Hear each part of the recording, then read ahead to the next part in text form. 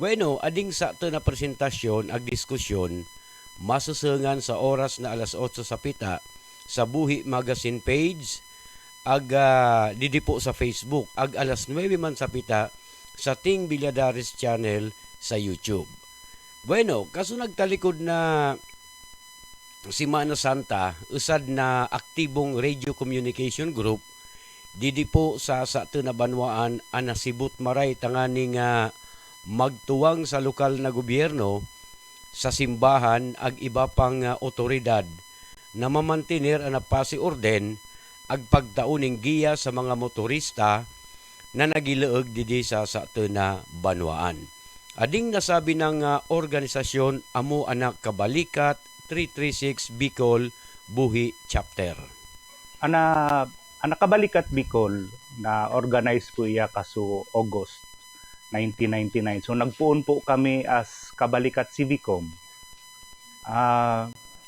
Kaso 2006, yung Bicol Block nag-decide na magbagong pangaran. So naging Kabalikat Bicol 336 Buhi Chapter. Hanggang 1 amo na po na nasa amo na pigamit.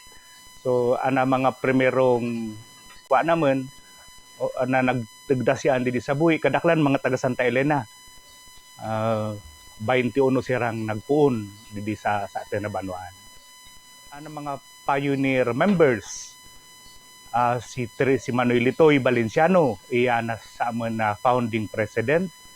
Kadaklan nga ni mga taga Santa Elena, si Sir Nelson Libardo, yung mga ipatngod na Proyalde, si Sir Omar, si Sir Mick, si Talong na Lioberas, sa amin na PWD member, si Alvin Yalega, si Boy na Alvarez na naman binaya na kita, si Egay na Pabilinya, si Manuel Nelson Villadares, nagkakapira si Mike Salamanque.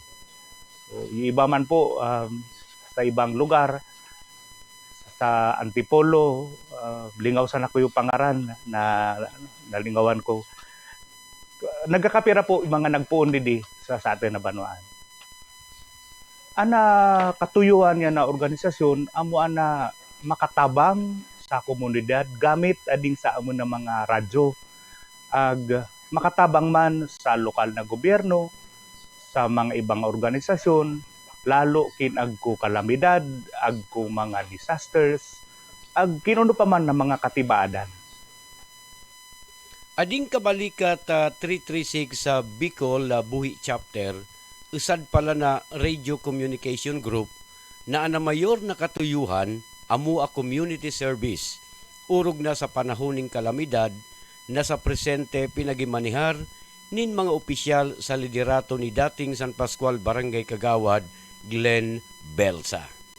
Sa presente, ang Kabalikat Bicol pinagi-under yan na leadership ko bilang chapter president. Ako po si Glenn Belsa. Sa amin na vice president si Dems, si Gwensa. Vice president for operations si Bombay na Imperial. Vice president for admin si Manuel Nelson Libardo. Treasurer si Ma'am Kat Sabilala. Na auditor naman si Christian Molina. Treasurer si Ma'am Kat Sabilala. Secretary si Atong Castañeda. Sa board members, pamayoan man niya ni Sir Potsoy Claveria, ni Sir Ayan Mora III, si Don Jan Sumido, si Gijon Buen Jr. ag si Amasias Luberas Jr. Ninhuli mga ugang ta naoy naman sa serbisyo, ading nga nasabi ng organisasyon, kadakil naman sirang naitaong kontribusyon sa banwaan na buhi, ag kadakil pa sirang mga plano sa magiabuton na mga panahon. Kabalikat Bicol 336 Buhi Chapter, consider po naman na major accomplishment, oral daw na makabaano sana nin ambulansya, makatabang sa mga kinagkukasulo, kinuda kuryente, nakakabaano sa Kasoreko para lang matawan assistance at tupong mga nangangaiputang kay Manwa. I-consider ko man po nakadrodakeng achievement na makatabang po kami durante itong kasugsigan po ninyo COVID-19 pandemic. 2 taon na-assign po kami sa mga checkpoints, 24 oras, na kinsaari po nga yung kadaklan ninyo mga tao, hindi pipaluwas, takin makakuko ninyo ilang, yung kabalikat Bicol po, nasa luwas. Ipinagbutang sa alanganin, yung mga miyembro, para lang po makaserbi sa kadaklan. Amo po ang mga pikonsider kong mga major operations, pagibagyo, didiyan po ang nakabalikat Bicol, lalo po pag pinag-evacuate yung mga ipatngod sa Iraya, sa Ipil, permi pong didiyan ang nakabalikat Bicol. Sa iba man pong mga pipartisiparan, yan na sa amon na grupo, mga bike competitions, didiyan po kita. Pero ana very recent po, na ka-proud akong maray, amo po kaso nagpartisipar ang nakabalikat Bicol sa RPL Fire Olympics. Nakinsaari po naging first runner-up, pero best man kami sa bandaging and firefighting. Mga plano po, plano yan na organisasyon, amo po na padagos na suportaran ang mga plano, mga aktibidades yan na sa atin na lokal na gobyerno. Na kinsaari po makakatabang ana organisasyon.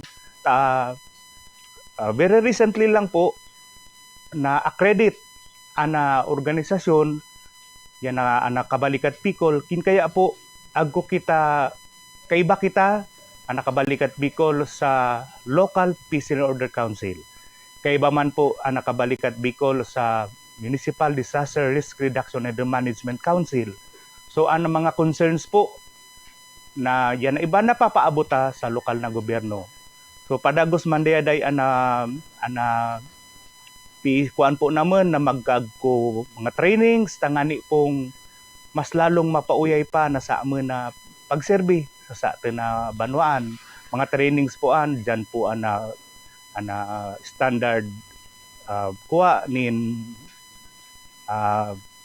basic life support, mga standard first aid, firefighting, ag kinuno pa po na para mas mapauyay po ang sa amin na serbisyo dili sa amin na banwaan. Voluntary service po ang napitaw naman. Ida po bayad, ida kinuno pa man.